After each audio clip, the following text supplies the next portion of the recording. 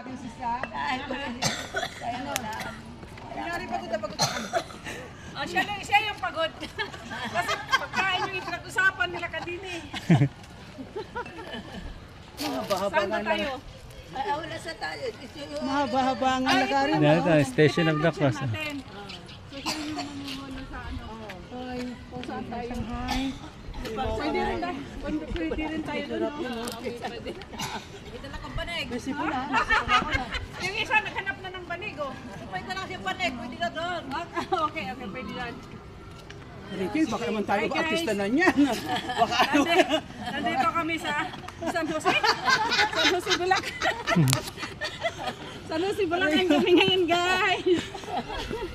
Sa sunod na araw, nasa Baguio daw kami. Pinitig siya kami dahil nandito kami sa... Kakaya naman kayo. This, Ito yung kakakawan kay inaantay Ricky, oh. namin. Hindi. Aha. Kakahiya naman kay Ricky. Oo nga, nakakahiya.